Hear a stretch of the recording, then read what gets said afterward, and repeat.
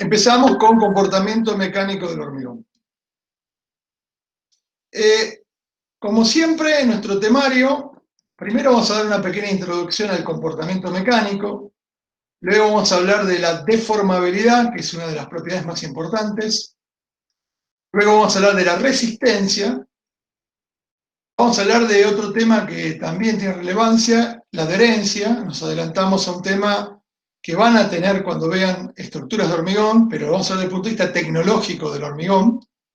Y por último vamos a hacer unas conclusiones, unas pequeñas conclusiones sobre estos temas vistos de la fecha. Siempre empezamos y siempre insistimos con nuestro tetraedro del material compuesto hormigón. Fíjense que en este caso, si vamos a hablar de comportamiento, vamos a hablar de las propiedades, y si vamos a hablar de las propiedades, tenemos que hablar de la relación con la microestructura. Pero a su vez, estas propiedades o este comportamiento se pone en manifiesto cuando interactúa. O sea, todos los materiales sabemos que van a interactuar con solicitaciones o cargas que generen solicitaciones, y eso va a generar un comportamiento. Después vamos a hablar de la caracterización y evaluación de esos comportamientos o de esas propiedades. Entonces, fíjense, yo puedo tener cargas estáticas o dinámicas, puedo tener una carga en un puente de hormigón de transporte, puedo tener la temperatura como carga cuando está restringida la dilatación del hormigón, el viento, en una estructura de mucha altura, de esbeltez, el viento se vuelve una carga que a su vez genera una solicitación, la nieve como carga también, y el sismo, que es otro tipo de carga que podemos sufrir una estructura de hormigón. Fíjense que yo el sismo lo pongo a pesar que no estamos en zona sísmica, porque considero que ustedes tienen que saber que existe el sismo, pero no estamos en una zona sísmica como hoy. Hoy, no sé si se enteraron, pero hoy a la tarde hubo un sismo en la provincia de San Juan de 4,2 en la escala de Richter, que para ellos es importante.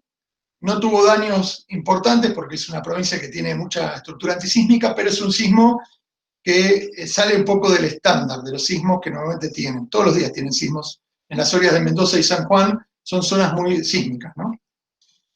Volviendo al tema de las propiedades, pensemos que el comportamiento mecánico del hormigón endurecido, obviamente, cuando está endurecido, empieza a originarse cuando termina el periodo de Fraude. Entonces, ese endurecimiento va generando un crecimiento de la rigidez, o sea, el material se vuelve más rígido y empieza a obtener mayor resistencia. Obviamente que esa resistencia la va a terminar en el tiempo de obtener. Sabemos que a los 28 días, como ya saben o les vamos a comentar, es cuando uno ya tiene gran parte de la resistencia del hormigón, pero no es la resistencia final. La resistencia final va a llevar otro tiempo más, pero es una resistencia muy importante. Yo acá les pongo una foto. Esta es una de las obras más lindas que he visto en los últimos tiempos. Este es un viaducto que se inauguró hace muy poquito en España. Es un viaducto de una línea de alta velocidad ferroviaria. ¿Y por qué puse esto? Porque esta obra, esta maravilla, este puente de viaducto, puente en arco, diríamos, se puede realizar porque el hormigón, que está hecho en hormigón, cumple dos condiciones o tiene dos performances. Una, la deformabilidad, y otra, la resistencia. Quiere decir que las propiedades que requiere el hormigón, o las que evalúan su comportamiento mecánico, tienen que ver con las tensiones y las deformaciones, ¿no? La deformabilidad con las deformaciones y la resistencia con las tensiones, ¿no? Y esas son las propiedades que vamos a desarrollar a partir de este momento. Vamos a empezar hablando un poco de la deformabilidad del hormigón y posteriormente vamos a hablar de la resistencia.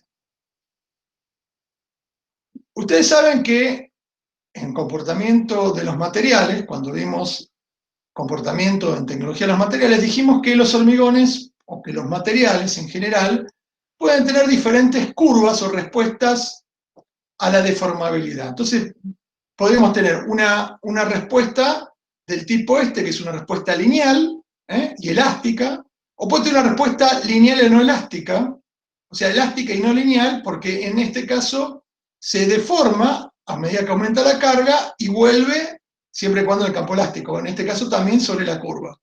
Pero también existe una respuesta no elástica de los materiales cuando el material llega a determinado punto y vuelve y queda con una deformación permanente, y puede ser lineal o puede ser no lineal. Bueno, el hormigón, cuando uno analiza esto, el hormigón se ubica en este tipo de comportamiento.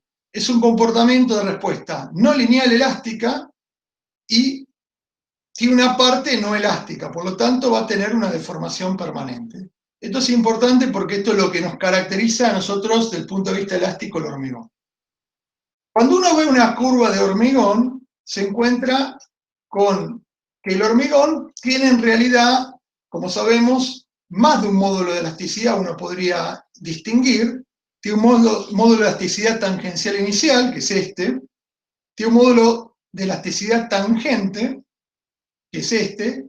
Y tiene un módulo de elasticidad secante, que es este punto con este. Quiere decir que yo tengo diferentes módulos de elasticidad. Obviamente vamos a tener que elegir uno a los efectos de caracterizar el módulo de elasticidad. Acuérdense que el módulo de elasticidad es la rigidez del material. Cuando uno habla de rigidez, es la resistencia que opone el material a ser deformado elásticamente. Entonces el SOC 201 define un gráfico, define un punto donde uno va a obtener ese módulo de deformación, perdón, ese módulo de elasticidad, que corresponde al 0,45 de la resistencia máxima, esa resistencia C.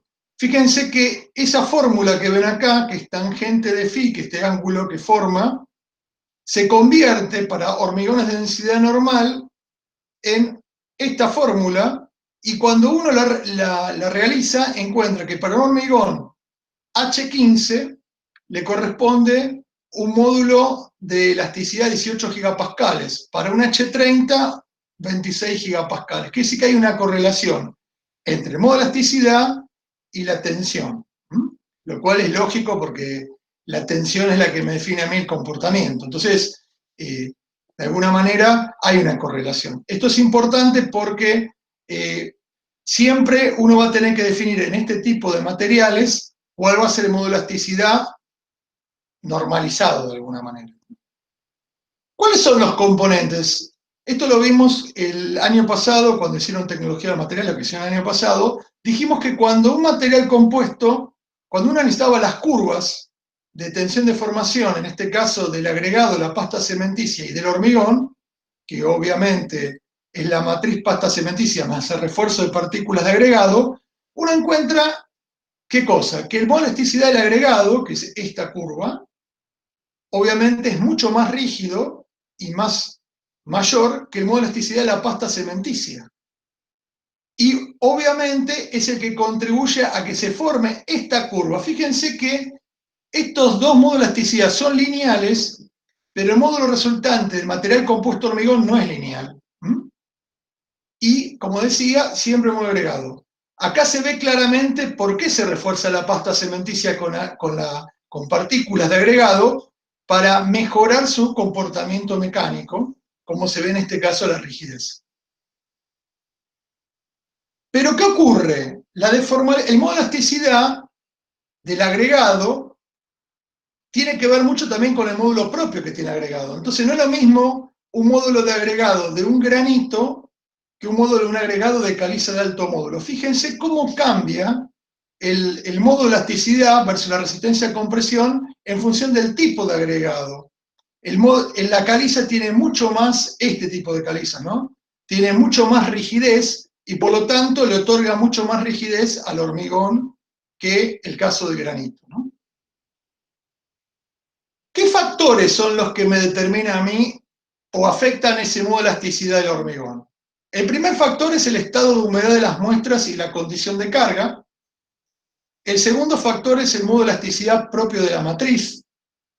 La porosidad y composición de la interfase. Fíjense que estamos hablando todos, estado de humedad de muestra y condición de carga es referente al ensayo. Modo de elasticidad de la matriz, ahora vamos a ver, referente a la matriz, pasta cementicia. La porosidad y composición de interfase. El modo de elasticidad del agregado, que ya lo vimos recientemente, que es el que le da mayor rigidez al hormigón, y la fracción volumétrica que ocupa el agregado. Quiere decir que yo tengo un parámetro propio del ensayo. Si hay una humedad de la muestra o cambia la velocidad de carga, cambia la respuesta mecánica del material. Por lo tanto, hay que tener cuidado con los parámetros de ensayo. Hay que pensar que la matriz de pasta cementicia, un factor influyente es la porosidad. ¿Se acuerdan que esto lo hablamos muchas veces? Que la matriz, lo venimos hablando de que vimos microestructura, la matriz está supeditada ¿a qué? Está supeditada a una relación agua-cemento. Si la relación agua-cemento es correcta, hay menor porosidad en la matriz, porque hay una mejor ocupación de los componentes hidratados del cemento, y eso genera que una matriz menos porosa y por lo tanto un mayor modo de elasticidad de la matriz.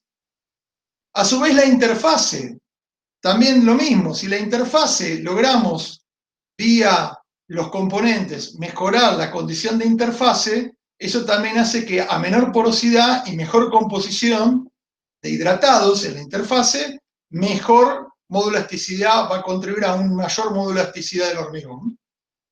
Y el tema del agregado, tanto desde el punto de vista de la porosidad respecto al modo de elasticidad del agregado, ustedes saben que los agregados, como vieron recién, no es lo mismo una caliza de alto módulo que un granito, y además está el hecho de la porosidad propia del agregado. Cuando más poroso el agregado, menos rígido es, menos contribuye a modo de elasticidad del hormigón. Y por último, cuando mayor fracción volumétrica hay de agregados, más rígido, porque acuérdense que el agregado es el que le está dando mayor rigidez o mayor modo de elasticidad al hormigón. Estos conceptos son importantes porque uno dice, ¿cómo logro hormigones de mayor, diríamos, rigidez? Que también después vamos a ver se relaciona también a la resistencia, no solo es un tema de la rigidez. Existe otra deformabilidad que también se estudia y es propia del hormigón, esto también hay que tener en cuenta, que es el tema de la fluencia o creep. ¿Qué es lo que ocurre? El hormigón tiene inicialmente una deformación elástica inicial, como se ve acá, vamos a ver si podemos poner el puntero, así lo desarrollamos. Fíjense, cuando yo tengo un esfuerzo, o sea, yo aplico un esfuerzo en el hormigón, ¿y qué pasa? Ese esfuerzo va a generar que cuando un determinado tiempo se realiza la deformación elástica inicial, empieza a realizarse con el tiempo una deformación que ya no depende del aumento. Fíjense que es a un valor de constante de esfuerzo, o sea, la deformación va creciendo y se produce lo que se llama un flujo plástico o creep. O sea, existe un aumento de la deformación sin un aumento del esfuerzo. Por lo tanto, esto es un fenómeno independiente del comportamiento elástico del hormigón. Por eso hablamos de un comportamiento que va posterior al comportamiento elástico inicial. O sea, la deformación elástica inicial la tengo cuando yo aplico una carga, pero después en el tiempo esa carga, aunque no aumente, genera que se siga deformando en fluencia o en flujo plástico creep. Entonces, cuando uno analiza la curva de formación-tiempo y analiza qué pasa cuando yo cargo, o sea, a medida que voy cargando, o sea, cuando yo cargo tengo una deformación elástica inicial y luego tengo un proceso que se llama defluencia. Pero llega un momento en la carga que yo lo que mido es, tengo la deformación elástica y tengo la fluencia, como les pongo acá, que es el creep. Pero si yo dejo en ese instante de tener carga constante, o sea, no aplico más carga a ese hormigón, empieza el proceso de descarga que implica dos cuestiones. Una recuperación elástica, que se ve acá, recupera elásticamente, acuérdense que todos los materiales tienen una recuperación elástica, y después tiene una pequeña recuperación diferida o recuperación de fluencia, y posteriormente lo que me queda es una deformación permanente. Quiere decir que este material, cuando ya está en fluencia, no recupera todo, sino que va a recuperar una parte elástica y una parte diferida de fluencia, quedando una deformación permanente. Esto es una característica del hormigón. ¿Qué es la característica? La recuperación esa diferida de la fluencia. Ahora, ¿por qué ocurre esto?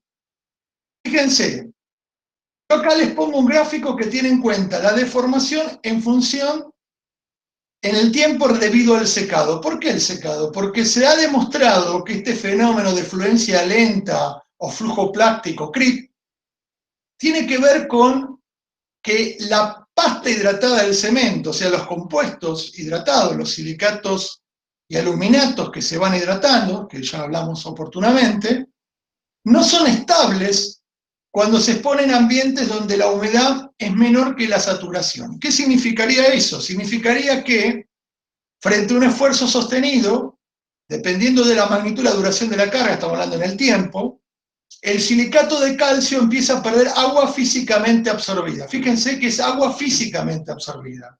Entonces la pasta se empieza a deformar lentamente. Por lo tanto, decimos que el fenómeno de fluencia lenta o creep es un fenómeno propio de la pasta. Por eso ahora van a ver qué factores mejoran este comportamiento. Obviamente son factores que tienen que ver, por ejemplo, con los agregados, como vamos a ver a continuación. ¿Se entiende el concepto? Entonces, existe una deformación que es independiente del aumento de la solicitación o carga, y esto tiene que ver justamente con esta característica que tiene de pérdida de volumen, pérdida de agua, y eso genera un cambio o una deformación lenta en la pasta, que es la matriz del hormigón, ¿no? Acuérdense que la matriz es la pasta cementicia. Cuando uno analiza los factores que generan esto, o que afectan esto, uno ve que un factor tiene que ver con la contenido, granulometría, tamaño máximo, forma y módulo elástico ¿de qué? De los agregados. ¿Por qué contenido? Porque cuando mayor presencia o mayor fracción tengo de los agregados, menos efecto de creep voy a tener, porque el efecto de fluencia creep es propio de la pasta cementicia. La granulometría también tiene mucha importancia, igual que el tamaño máximo. Cuando mayor es el tamaño máximo, o mejor es la granulometría, o la forma, o el modo elástico. O sea, el modo elástico del agregado también es fundamental. ¿Para qué? Para disminuir el efecto del creep o esta fluencia lenta al flujo plástico en el tiempo. Después hay contenido de humedad y de cemento en la mezcla. Esto tiene que ver ya con la matriz en sí mismo.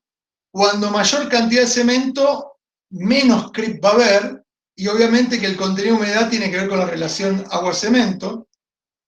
La humedad relativa del ambiente, dijimos que esto es un proceso de pérdida de agua, por lo tanto, en lugares muy secos o que esté sometido a una humedad relativa muy baja, se va a notar mucho el efecto de creep, esa pérdida o retracción que tiene el hormigón por culpa de esa pérdida de agua, que en teoría pareciera que no se pierde, pero se pierde. El tamaño y forma de la pieza, esto tiene que ver en piezas de hormigón, sobre todo en estructuras de hormigón, donde son espesores importantes, no se nota tanto el creep. Ahora, si es muy esbelta la pieza, se notaría mucho más el tema del creep, esta deformación. La temperatura, en hormigones con temperaturas importantes, se nota mucho más en la fluencia o creep, esta deformabilidad. Y por último, la edad en el momento del proceso de carga. Ahora vamos a ver qué es eso. Por lo tanto, respecto al primer factor que tiene que ver con los agregados, la porosidad también es importante, porque la porosidad estaría contribuyendo, aparte de estas cuestiones, a la afluencia. Después tenemos el problema de la matriz pasta cementicia, lo que decía. Una matriz compacta, una matriz con una baja relación agua-cemento, es menos influenciable por el creep. Cuando mayor relación agua-cemento tiene, más separadas están las partículas, ¿se acuerdan de ese concepto? Y entonces eso me genera una deformabilidad mayor a la fluencia o creep. La humedad relativa, que depende del medio ambiente, dijimos que a mayor humedad relativa, menor efecto creep, o sea, en climas muy secos se nota mucho más el efecto de deformabilidad a tensión constante o a solicitación constante por la pérdida de humedad o por la pérdida de agua de la matriz cementicia. La geometría del elemento, también lo dijimos, tamaño y forma respecto al espesor. Cuando mayor espesor, menos efecto tiene la fluencia o creep. Cuando a menor espesor, mayor creep; a mayor espesor, menor creep. La temperatura, a mayor temperatura, mayor creep; a menor temperatura, menor creep o fluencia. Y por último, un concepto que vamos a ver más adelante, que es el concepto de la madurez. O sea, esto se ve mucho cuando uno trabaja en estructuras, o sea, cuando uno va usando encofrados y va apuntalando y desapuntalando, hay que tener mucho cuidado con esto, porque si yo a edad temprana lo someto a carga, esa estructura, esa losa que uso para apuntalar, acuérdense que cuando uno apuntala una estructura en el edificio, va apuntalando o reapuntalando con la estructura de la planta inferior. Entonces, ¿qué ocurriría? Si yo desapuntalo muy rápido y no tengo en cuenta una determinada edad o madurez del hormigón, lo que termino generando es que cuando cargo vía los puntales a la losa de abajo, termino generando un efecto de creep, ¿no? ¿Por qué? Porque tengo una carga y estoy aplicando la carga en una situación que todavía el hormigón no ha adquirido la suficiente madurez o rigidez o consolidación, ¿no? Esto es muy importante porque eso también ocurre.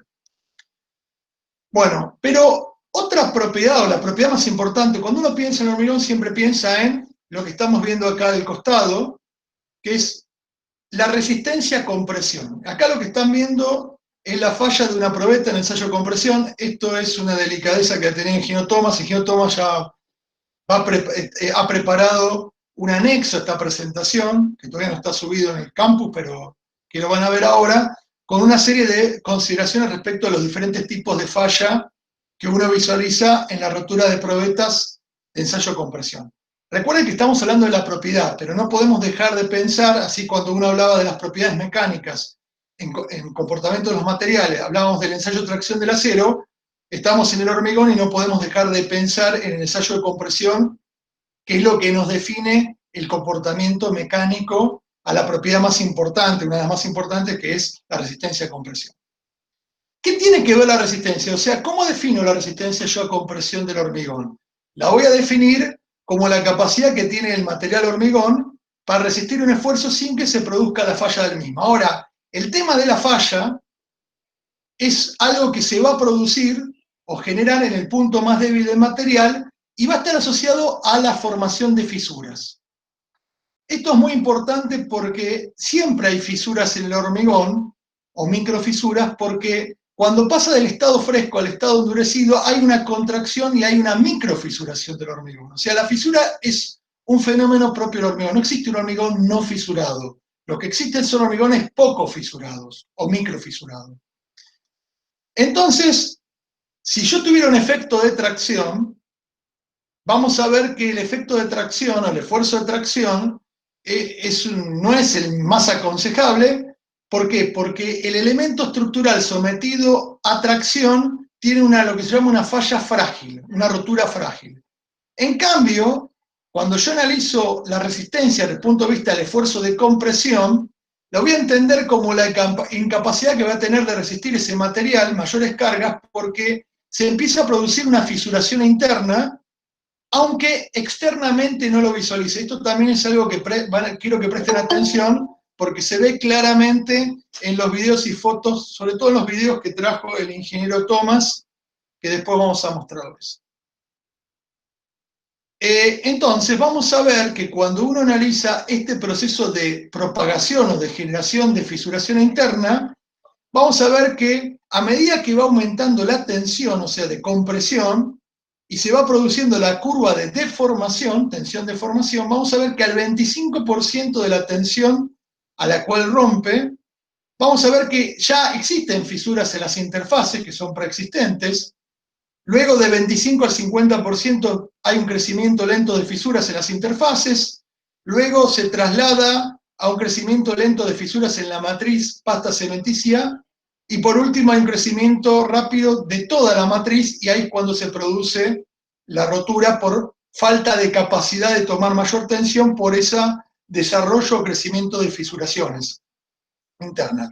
Fíjense acá, y esto es muy interesante porque comparativamente tiene en cuenta la deformación específica. Acuérdense que el material hormigón tiene una deformación axial, que es un acortamiento, tiene una deformación lateral, que ya sabemos que los materiales tienen la deformación lateral, que es de signo opuesto y proporcional a un coeficiente, Poisson, ¿se acuerdan? Entonces vamos a ver que existe también un aumento a una deformación volumétrica, porque este material tiene una tendencia a ensancharse y a cortarse, ¿no? Se ensancha lateralmente y se acorta. Eso implica un aumento o una deformación volumétrica, ¿no? ¿Cómo es el proceso de fisuración? Si se recuerdan recién, fíjense que yo ya tengo acá, esto está exagerado, fíjense que en las zonas de interfase del agregado con la pasta cementicia yo empiezo a tener fisuras propias del cambio de estado. A medida que voy aumentando la carga o el esfuerzo, fíjense que se empiezan a agrandar estas fisuras y empiezan a propagarse las fisuras desde las interfaces por la matriz hasta que llega un momento, que es la rotura, que la fisura traspasó toda la sección y se produce la rotura por falta de capacidad de tomar mayor esfuerzo por esa fisuración interna. Ahora, recién en este momento de la rotura es cuando se manifiesta la fisura en forma externa. Fíjense que todo el proceso fue una fisuración interna, y esto es algo que hay que prestar atención y se ve claramente cuando uno hace el ensayo de compresión, que a último momento se manifiesta la fisuración expuesta superficialmente, pero en el medio hubo toda una propagación de fisuraciones. ¿Qué factores son los que definen la resistencia del hormigón? El primer factor es las condiciones del elemento, y cuando digo el elemento tiene que ver con las dimensiones y la geometría de la humedad. Si yo cambio las dimensiones, geometría o el grado de humedad que tiene una probeta, cuando yo mida la resistencia del hormigón mediante un ensayo de una probeta cilíndrica, si yo le cambio las beltés o cambio la dimensión o es una probeta que está húmeda, obviamente me va a dar otro resultado, por lo tanto me va a afectar la resistencia medida. Los parámetros de carga, si yo no logro transmitir la carga de compresión axialmente, o sea, genera algún tipo de desvío que me genera un momento, o un desvío que me genera un momento de segundo orden, una flexión que hace que el ensayo no sea de compresión axial, o aumento mucho la velocidad de carga, evidentemente esos parámetros de carga van a afectar la resistencia del hormigón que estoy midiendo en el ensayo de compresión. Pero lo más importante, y esto es lo que no hay que perder de vista, es la resistencia de las fases, o sea, ¿qué es lo que termina afectándome la resistencia del hormigón? Por ejemplo, la porosidad de la matriz, como hablamos hace un instante. O sea, si yo tengo una relación agua-cemento alta, significa que tengo muy espaciado, en los procesos de hidratación no se van a superponer correctamente, por lo tanto no va a ser una matriz lo suficientemente compacta y va a ser una matriz que llamamos porosa. El grado de hidratación, si realmente se hidrató correctamente, acuérdense que se va hidratando el grano anhidro del cemento y eso va generando la formación alrededor, la aureola, alrededor de ese grano anhidro y va formando los compuestos hidratados. Acá tiene que ver mucho el curado, el tiempo, la temperatura y la humedad. Acuérdense que el curado es lo que a mí me asegura que se produzca correctamente la hidratación. Y por último, el contenido de aire. Cuando mayor contenido de aire tiene la matriz, menos resistente, porque el aire no es resistente, no, justamente le saca resistencia. Por eso, en determinado tipo de hormigones, cuando uno incorpora aire intencionalmente, tiene que controlar cuánto aire incorpora, porque termina afectando el valor de resistencia final del hormigón. Después está la porosidad propia del agregado. Esto también es importante, no todos hay agregados más porosos, cuando más poroso el agregado, menos rígido, menos también contribuye a la resistencia, porque la resistencia del agregado es acuérdense que el agregado, a los efectos de material compuesto, es el refuerzo de partículas, entonces el agregado tiene que ser de buena calidad, sobre todo el agregado grueso, se dan cuenta, el agregado fino no es tan determinante como si es determinante grueso. Y por último, la porosidad de la interfase, que eso también es propio de este tipo de materiales compuestos, que ya lo hablamos en la microestructura. La interfase depende de la relación agua-cemento, ya lo vimos por qué. La exudación, acuérdense que la exudación, que cuando el agua se separa de las otras partículas, esa exudación o esa elevación de agua genera que quede atrapado en la interfase aire, y por lo tanto el aire, ese arrastre, ese aire que queda en la interfase no contribuye a la resistencia. El grado de compactación, si no está correctamente compactado, el grado de hidratación, el curado de vuelta, el contenido de aire y la interacción química agregado-pasta. Esto también es importante porque tiene que haber una compatibilidad entre el agregado y la pasta. Aunque ustedes no lo crean, hay agregados que no tienen buena compatibilidad y esa mala interacción genera interfaces muy porosas, interfaces de mala calidad, obviamente interfaces donde se inicia el proceso de fisuración y posterior rotura del hormigón, a la resistencia a compresión, ¿no? Siempre no olvidar el tetraedro. Acá se ve claramente la relación que existe entre la microestructura y las propiedades. Fíjense que estos aspectos son de microestructura. Y estas son las cuestiones que nosotros decimos por qué es tan importante el comportamiento fresco para asegurar el resultado final, que es el comportamiento del hormigón endurecido. Si yo no tengo un hormigón correctamente manejado, gestionado, yo termino afectando estos factores que terminan generando una disminución notable de la resistencia del hormigón. Un factor que vimos recién es la porosidad. Ustedes saben que existe una relación entre la porosidad y la resistencia de los materiales. En todos los materiales existe esta relación, que es una fórmula, donde S es la resistencia para una determinada porosidad, S0 es la resistencia intrínseca del componente, y después K es una constante. O sea, a mayor porosidad, menor resistencia tiene el material, lo cual es lógico, porque el aire no contribuye a la resistencia de un material. Después existe otro factor que tiene que ver con la relación agua-cemento. Un señor que se llamó Abrams, que aparte de ser el coro de Abrams, definió esta ley, que es la ley de Abrams, que relaciona la tensión. Esta es una ley empírica, les recuerdo que en el año 1918, hace 102 años, no existía el concepto de microestructura que tenemos ahora. Entonces Abrams lo que hacía fue experimentando diferentes relaciones agua-cemento y fue obteniendo que a medida que aumentaba la relación agua-cemento, o sea, aumentaba la cantidad de agua, iba cayendo notablemente la resistencia. Entonces llegó a esta fórmula, y esta fórmula, por ejemplo, para un hormigón de consistencia plástica, con un cemento Portland normal, se dice que para piedra partida sería esta fórmula. O sea, si yo reemplazo en esta fórmula la relación agua-cemento, me podría dar aproximadamente la resistencia. Digo aproximadamente, porque también lo mismo, fíjese que para piedra canto rodado, obviamente ya sabemos que es menor que para piedra partida. Pero ojo con esta ley, que no se usa normalmente, porque es una fórmula útil para aproximarse. O sea, uno dice, a ver, yo quiero obtener un hormigón con piedra partida, un H20, o un H17, ahora 20, ahora vamos de 5 en 5.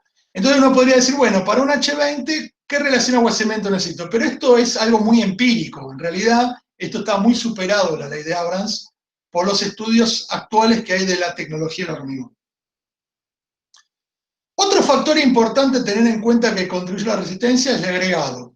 Recuerden siempre que la resistencia de las partículas, o sea, los agregados, es mayor que la resistencia de la pasta. Esto es propio de todos los materiales compuestos, en especial, obviamente, el hormigón.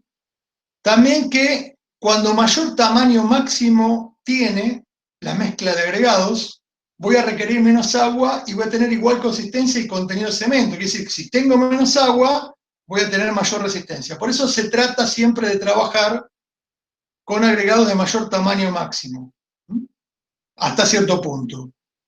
Pero también hay otro problema. A mayor tamaño máximo la interfaz es más débil. ¿Por qué? Porque tengo un mayor desarrollo, tengo una interfaz más débil, porque el agregado, al ser más grande, hay más posibilidad que quede la interfaz más debilitada, justamente porque a veces queda retenido aire en esa interfaz. Por eso hay que tener mucho cuidado con esto también. Los agregados de textura superficial rugosa alcanzan mayor resistencia justamente porque al ser más rugoso tiene mayor adherencia. Y por último, la composición mineralógica de los agregados puede modificar la resistencia final del hormigón. Esto se constata en la compatibilidad química muchas veces, y también el hecho de que no todas las composiciones mineralógicas tienen la misma resistencia o contribuyen de la misma manera. Así como vimos recién que la rigidez no era lo mismo una caliza de alto módulo que un granito, también ocurre en comparativa de diferentes orígenes mineralógicos de los agregados. Respecto al curado, que es otro factor muy importante, ya sabemos que a mayor tiempo de curado húmedo, mayor será la resistencia. ¿Por qué? Porque mejora notablemente la fase matriz-interfase. Fíjense que acá les puse un gráfico que relaciona la resistencia a la compresión simple con la edad.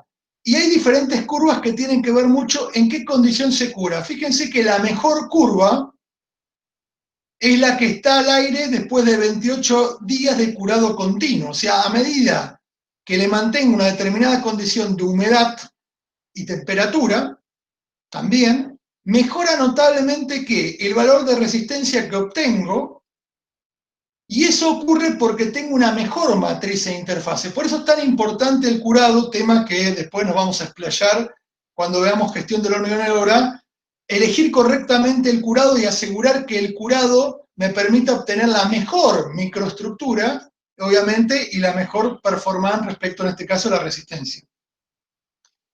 Respecto a la temperatura, también se cumple que la temperatura del curado afecta a la resistencia al hormigón por la hidratación del cemento. De vuelta, la fase pasta o la fase matriz, la pasta cementicia, fíjense algo que interesante. Cuando mayor es la temperatura, menor es la curva de resistencia que realiza. Fíjense que hay una temperatura que se acerca a la temperatura ambiente estándar, que es 23 grados centígrados. Fíjense que a medida que aumenta va cayendo. Y si está por debajo de 4 grados, ahí estoy en problemas, porque recuerden que el hormigón a una determinada temperatura o el cemento deja de fraguar. Entonces, fíjense que hay una temperatura, y esto hay que tener mucho cuidado, después vamos a ver cuando uno hormigona en tiempo frío, porque hay que tenerlo en cuenta, porque eso me afectaría la temperatura final, ¿no? Me afecta el fraguado y la adquisición de madurez del hormigón. Otra condición importante de la resistencia es respecto al ensayo, estamos hablando de la resistencia a compresión. Entonces uno dice la geometría de la probeta. Bueno, si yo varío la probeta, lo que termino variando son los estados tensionales y por lo tanto voy a modificar la resistencia obtenida en el ensayo. Es lo que yo decía, si la probeta es muy esbelta,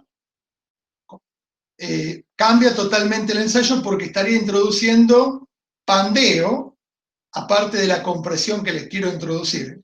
El tamaño de probeta, a mayor tamaño, menor resistencia obtenida. ¿Por qué? Porque es mayor probabilidad de falla de rotura, porque tengo mayor volumen donde aplico el estado tensional. Esto hay que tenerlo en cuenta, sobre todo cuando uno trabaja con diferentes tamaños de probeta. Después vamos a ver que hay hormigones que uno podría trabajar, por el tamaño de agregado, a uno lo obliga a trabajar con diferentes formaciones de probeta. Así como hay probetas 15-30, 15 diámetro por 30 de altura, hay probetas 10-20, ¿no? Y el contenido de humedad de la probeta, que a mayor contenido de humedad que tenga la probeta va a generar menor resistencia porque afecta la tensión de separación en la pasta. O sea, el agua contribuye a que haya una separación en la pasta, por lo tanto me termina afectando el valor de resistencia que estoy midiendo. Respecto a las cargas, ya dijimos, las cargas hay que evitar cualquier tipo de desviación en la aplicación de cargas, sobre todo si es una carga a compresión. En el momento que existe un desvío que no pasa por el eje axil de la probeta, automáticamente se genera un esfuerzo secundario y por lo tanto no estoy midiendo la resistencia a compresión, sino estaré midiendo la resistencia a flexo-compresión porque me va a introducir una flexión por un desvío en el lugar donde tenía que aplicar la carga. Eso después lo va a explicar el ingeniero Tomás, cómo es el tema de los platos y el tema de los discos para asegurar que apoye correctamente y aplicar correctamente la carga. Y después está la velocidad de aplicación de la carga. Si yo aplico muy rápidamente, fíjense cómo cambia la curva, depende a qué velocidad yo aplico la carga, ¿no? Por eso hay que tener mucho cuidado. Hay una carga normalizada, que es la del ensayo, que después se le va a explicar, y esa es la carga que yo tengo que corroborar. Si yo aplico otra velocidad de carga, porque estoy apurado, o la hago muy lentamente, fíjense cómo cambia la curva que desarrollo, ¿no? Y lo decimos, después lo vamos a ver en profundidad, ¿qué características tiene este ensayo tan importante? Porque uno cuando piensa en el hormigón, piensa automáticamente en la probeta cilíndrica y piensa en el ensayo de compresión. Hoy vamos a ver una serie de ensayos, quédense tranquilos, no podemos ir al laboratorio, pero vamos a ver una serie de videos.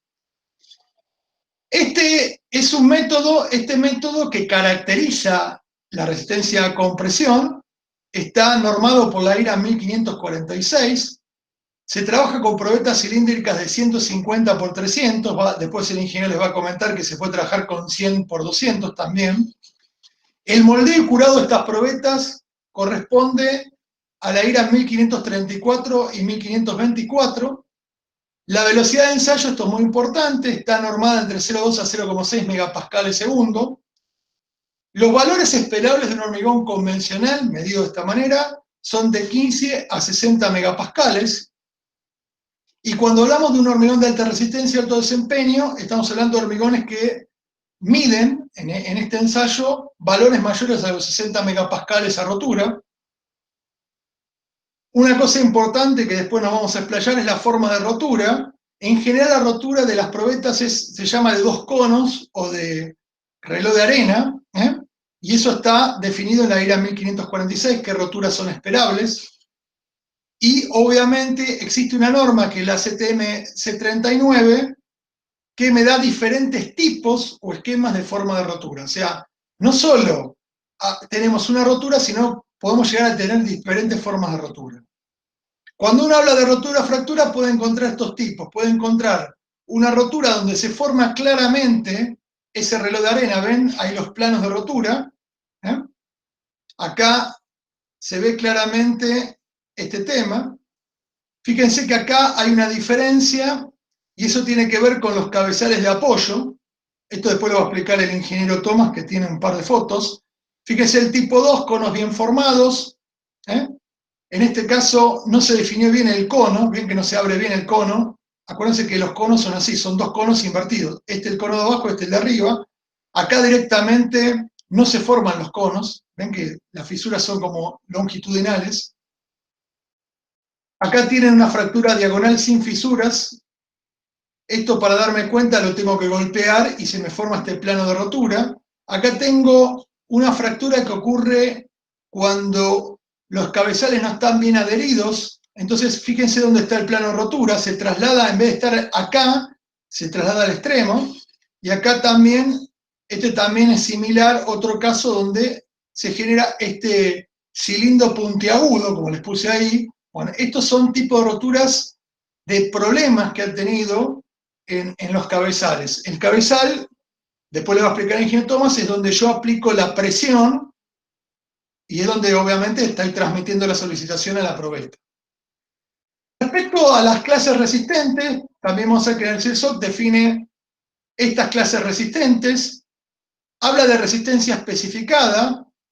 Acuérdense que nosotros, el hormigón, como muchos materiales, nosotros tenemos que hacer un estudio estadístico a los efectos de definir la resistencia de este material, porque tiene muchas variables, tiene una heterogeneidad. Entonces, fíjense que habla de una clase H15, que es para los hormigones simples sin armar, y si yo tengo que armar, ya tengo que hablar de mínima valor de resistencia, un H20, y máximo dentro de los hormigones convencionales, un H60. Fíjense que, obviamente, a medida que tengo más requerimiento, puedo usar hormigones de mayor resistencia, ¿no?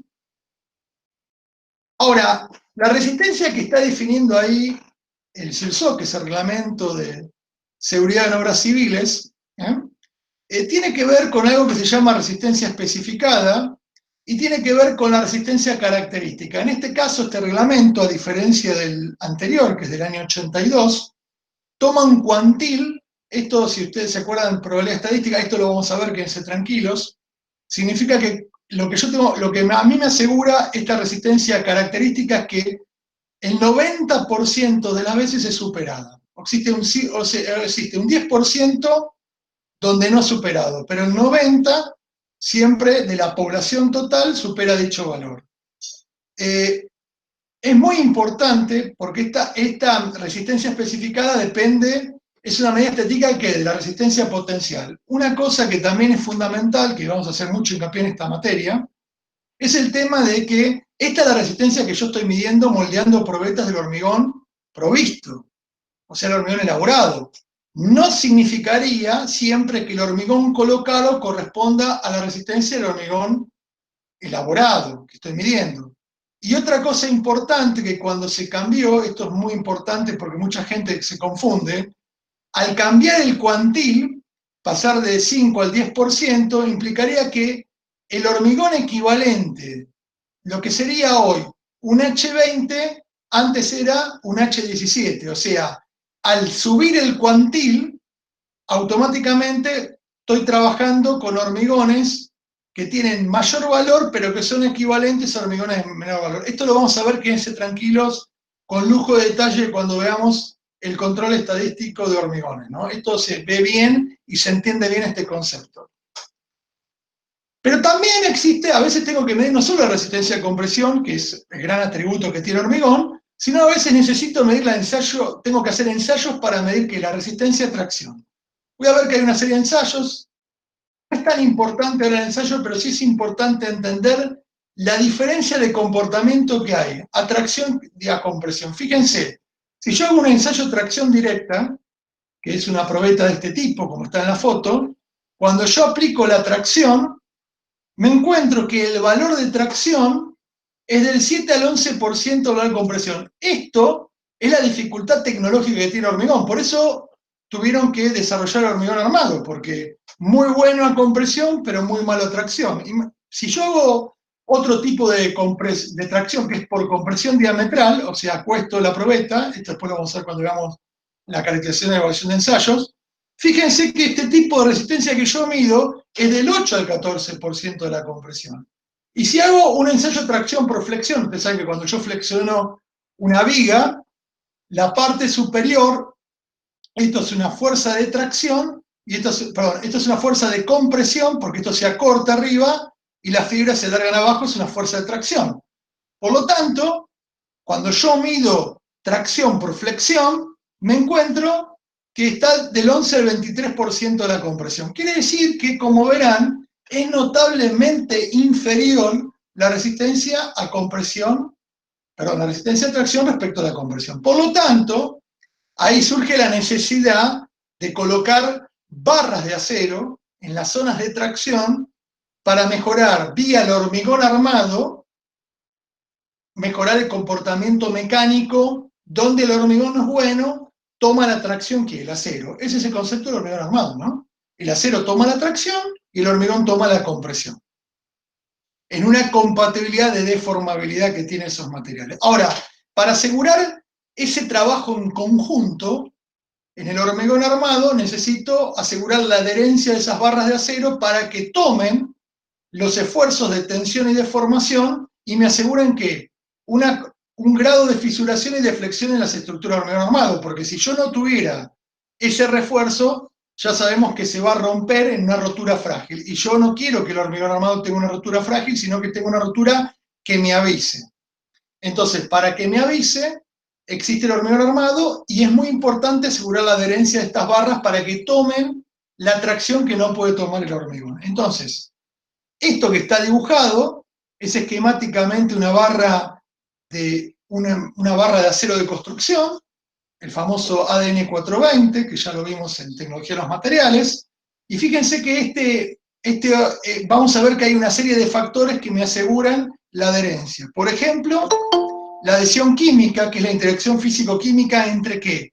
Entre la barra de acero y el hormigón, que la embebe, la está embebiendo, la fricción, el rozamiento, porque cuando se quiere deslizar la barra, por efecto de la tracción, el hormigón, como ven la flechita, le va a ofrecer ¿qué? Una fricción, un rozamiento. La interacción mecánica por la corrugación, o sea, la corrugación que me asegura, mejora mucho más la adherencia porque si esto fuera liso, no es lo mismo que fuera corrugado, por lo tanto, la interacción mecánica, por eso se mejoró tanto el acero de refuerzo, el acero del hormigón, cuando pasamos de las barras lisas a las barras corrugadas, mejoró notablemente porque mejoró mucho la adherencia. Y el grado de confinamiento que tiene que ver con la compresión radial, o sea, cuando mayor tengo grado de confinamiento, mejora la adherencia también. O sea, hay una serie de factores. Estos factores, quédense tranquilos porque esto se estudia en profundidad. Es más, es fundamental para explicar el hormigón armado. O sea, cuando ustedes vayan a la estructura de hormigón armado con Ingeniero Osuna, van a ver en profundidad este tema de la adherencia. Pero ahora nos quedamos con el tema tecnológico. Entonces, para poder evaluar la adherencia del acero, voy a hacer un ensayo, que está ahí, donde voy a, embebida una barra, voy a estirar de esa barra y voy a analizar que la fluencia de la barra, o sea, cuándo falla, si falla por fluencia, si falla el espécimen de hormigón, o si se produce el deslizamiento relativo de la barra respecto, o sea, si la barra se desliza es porque perdió adherencia. Entonces, cualquiera de estas situaciones, a mí lo que me aseguran es la correcta adherencia y el correcto trabajo. ¿Cuáles son los factores o influencias que generan una mayor o menor adherencia? La posición de la barra de acero. Lo correcto de la barra de acero es que esté siempre ubicada en el lugar donde hay tracción. Eso es fundamental, porque necesito ni inclinada, necesito justo en la dirección de la tracción. Obviamente que si está inclinada no va a tener la misma eficiencia tomando la tracción. La rugosidad de la barra de acero, cuando mayor rugosidad tenga la barra de acero, mayor adherencia va a tener y me va a asegurar esa transmisión que yo necesito para que funcione el hormigón armado. La limpieza de la barra de acero, yo sé que esto es muy polémico porque uno cuando ve una obra siempre ve que lamentablemente las armaduras no las ponen en cama, las tiran arriba del barro, se empiezan a corroer. Entonces uno dice, ¿pero qué hay? Y sí, termina siendo afectado porque esa película o esa falta de limpieza o película me termina de alguna manera afectando la adherencia. El tema de la resistencia mecánica del hormigón también, porque a mayor resistencia mecánica del hormigón, mayor adherencia va a tener la barra. Y la exudación en la tapa de hormigón fresco, porque así como la exudación, que es el agua que se separa de los otros componentes, genera aire o genera discontinuidad en la interfase del agregado con la pasta cementicia, se imaginarán que pasa algo parecido con el tema de la barra de acero. A medida que va fluyendo el agua para arriba, se va formando, va perdiendo que una buena interfase entre la barra de acero y el hormigón, y eso genera que a veces quede malas interfaces, por lo tanto no tengo asegurado el fenómeno de la adherencia, que es lo que yo necesito respecto a la barra de hormigón. Por último, en las conclusiones, la primera conclusión es que el comportamiento mecánico es función de la microestructura desarrollada, no le estoy dando ninguna, solo lo vimos claramente que cómo contribuye la microestructura al comportamiento mecánico, tanto a la deformación como al tema de la resistencia y la adherencia. O sea, una mala microestructura genera un mal comportamiento mecánico, ¿no? Y tengo todos los problemas que ya vimos. Tengo problemas con la fluencia o el creep, tengo problemas con la resistencia, o sea, tengo problemas con la adherencia de la barra, o sea, todo en contra. Ahora, también vimos que la deformación elástica del hormigón es un material no lineal, por lo tanto, si no es lineal, tengo que obtener su módulo de elasticidad, que es la rigidez, en función de un módulo no de la pendiente de la recta, como material hookeano, sino, por ejemplo, por un módulo secante.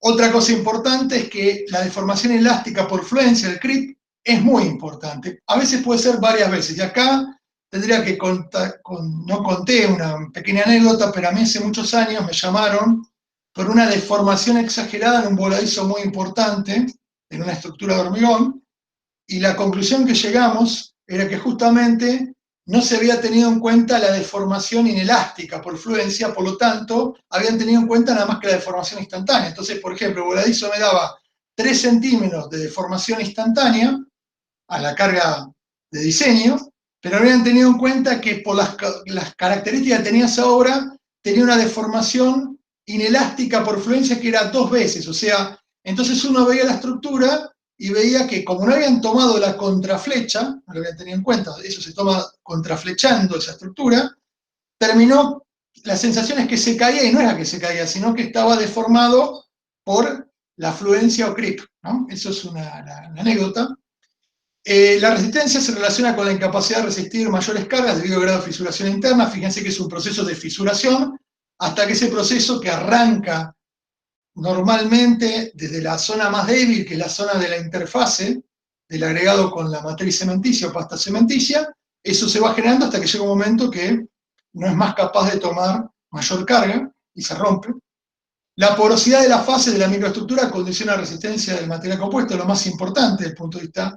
O sea, si no tengo una buena calidad de microestructura, y eso tiene que ver mucho con la gestión del hormigón en obra, ya les aviso, porque es cómo trato yo el hormigón en estado fresco, y me aseguro que se haga una buena microestructura, termino teniendo hormigones de baja resistencia, no por diseño, sino muchas veces por una mala gestión en obra. Por eso es tan importante la gestión del hormigón en obra.